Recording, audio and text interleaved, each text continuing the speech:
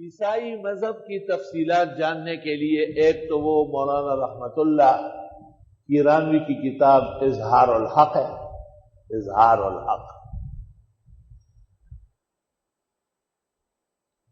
اور حافظ ابن تیمیہ کی کتاب الجواب الصحیح لعبد المسیح،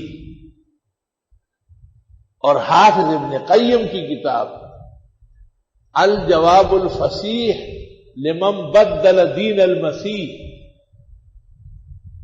بہت جنگ کے مسائل ہے، جدال کے علماء متوجہ رہے۔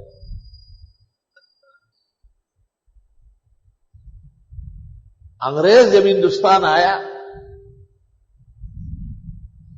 ہندوستان میں مغلیہ سلطنت پر اورنگزیب کی موت پر جب 25 سال گزر گئے، 1110 ہجری میں اورنگزیب مرا ہے،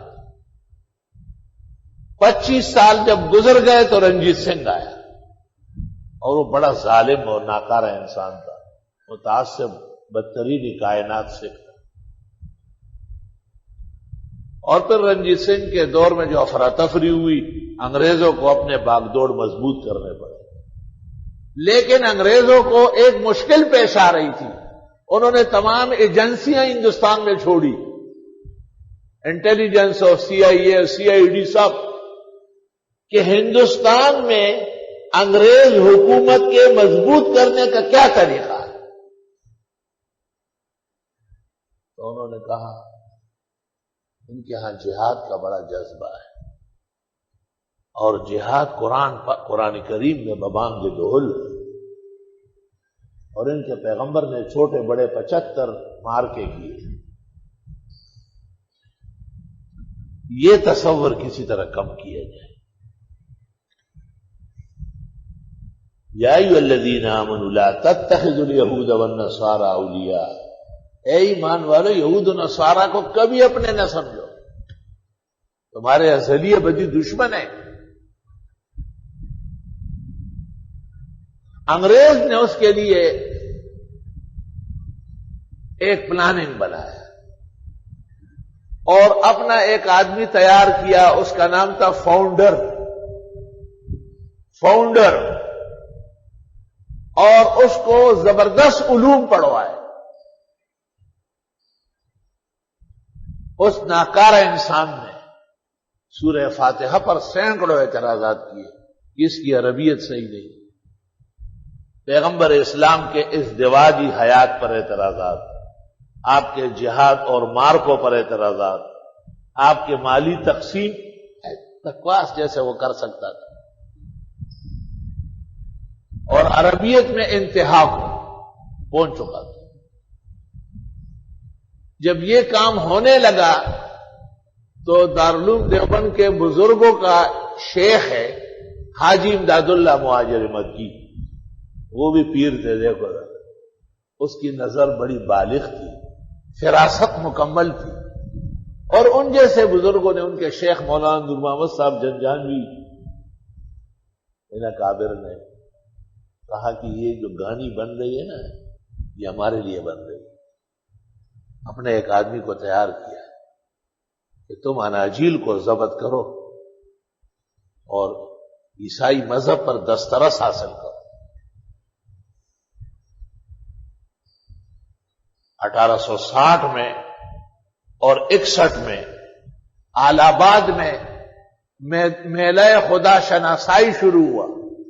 ہر عالم کو کہا کہ آؤ اپنے مذہب کی حقیقت ثابت کرو، اور پھر فاؤنڈر کھڑا ہوتا تھا اور تمام مذہبوں کا رد کرتا تھا۔ جب وہ مذہب کا رد کرتا تو کہتا کوئی ہے مجھے جواب دینے والا، پھر دوسرا، پھر تیسرا۔ جب اس نے اسلام کا رد کیا اور اس نے کہا حل میں مبارز یبارزونی، مولانا رحمت اللہ صاحب کی ایران بھی کھڑا ہوگا، بالکل۔ اس نے اس کے تمام اعتراضات کے بالتفصیل جوابات دیے، فاؤنڈر کو ایک جہل، ایک مرکب خلط لفظ دکھایا، اور عیسائی مذہب پر وہ تابڑ توڑ حملے کیے، ہر انجیل پر اعتراضات کہ یہ پولوس کی کارستانی ہے، اس میں عیسیٰ مسیح کی کوئی چیز نہیں ہے۔ سطح الارض پر سوائے قرآن کے کوئی آسمانی کتاب نہیں، سب ختم ہو چکی۔ لوگوں نے تالیاں بجائی اور پولوس پر لعنت بھیجی۔ انگریز تو یہ سارا کھیل کسی خاص وجہ سے کر رہا تھا، اس نے فوراً امیڈیٹلی خطرناک ریڈ وارنٹ جاری کیا کہ ان دونوں کو پکڑا جائے اور 24 گھنٹے میں سزائے موت دی جائے۔ وہ تو اس لیے کہ فاؤنڈر نے بیڑا غرق کیا، اتنا خرچہ کیا، مولانا رحمت اللہ سے بری طرح پٹ گیا، اور مولانا رحمت اللہ تو ان کو اندازہ ہو گیا کہ یہی ہمارے عیسائی مشینری کو ڈسمس کر دیں گے ہندوستان۔ چنانچہ مولانا رحمت اللہ کو حاجی امداد اللہ نے حکم دے دیا کہ آپ بھاگے۔ حضرت رات کے اندھیرے میں یہ بلوچستان کے راستے سے ایران اور ایران سے عراق اور عراق سے وہاں مکہ مکرمہ پہنچے، اور فاؤنڈر بھاگا اور وہ ترکیہ پہنچا۔ سلطان عبدالحمید خان کا زمانہ تو شیخ الاسلام اور فخر الاسلام یہ عہدے ہوتے تھے، اور فاؤنڈر نے ان کو کہا مجھے موجود اسلام کا پورا علم حاصل ہے اور دنیا کا کوئی مولوی میرا مقابلہ نہیں کر سکتا۔ جب فاؤنڈر کے ساتھ علماء کی گفتگو ہوئی تو سلطان عبدالحمید خان کو اندازہ ہوا کہ فاؤنڈر کو شکست دینا ان مولویوں کا کام نہیں ہے، فاؤنڈر ان سے صلاحیت میں زیادہ ہے۔ سلطان غیرتی بادشاہ تھا مسلمان، اسے بڑا دکھ پہنچا اور اس نے شریف مکہ وہاں کا جو بادشاہ تھا اس کو اطلاع بھیجی کہ میرے ملک میں ایک پادری آیا ہے اور وہ اسلام کو علماء سے زیادہ جانتا ہے، اور میرے ملک کے علماء شکست کھا گئے، اگر آپ میری مدد کر سکتے ہیں تو کر لیں۔ شریف مکہ نے مولانا حاجی امداد اللہ مہاجر مکی سے رجوع کیا، انہوں نے کہا آدمی تیار ہے اور فاؤنڈر کو چاروں شانے چت لٹانے والا ہے۔ مولانا کو برید خاص پر استنبول پہنچایا، وہاں شاہی ہاؤس جو تھا جس میں بڑے بڑے مجالس ہوتے تھے وہ ایک ہوادار جگہ میں تھی، اور طہارت خانے پانی کے اوپر دریا کے اوپر بنے تھے۔ حضرت مولانا رحمت اللہ نے وہاں پہنچ کے ان کو کہا کہ میرا نام پہلے سے نہ لینا اور مجھے اندر ایک طرف بٹھائے، اور فاؤنڈر کو بلایا اور فاؤنڈر نے تقریر کی اور بڑی مستی اور بڑے نعرے لگے، اور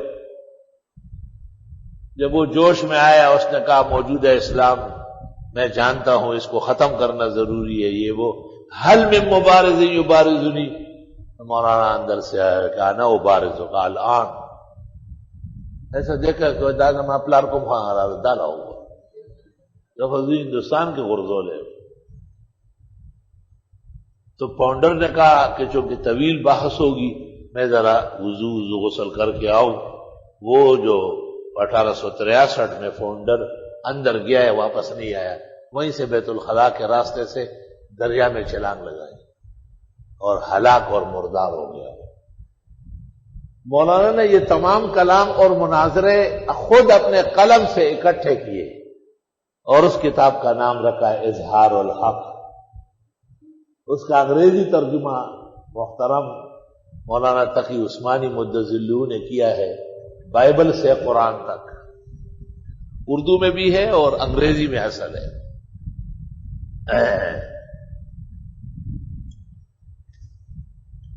تو ہندوستان کے سرزمین پر جو بے دینوں کا اصل مقابلہ کیا وہ دارالعلوم دیوبند یا ان کے بزرگوں، صرف انگریز کو نکالا نہیں، مذہب اور دین کا تحفظ فرمایا۔ جزاهم اللہ عنا وعن هذا الدین احسن الجزاء۔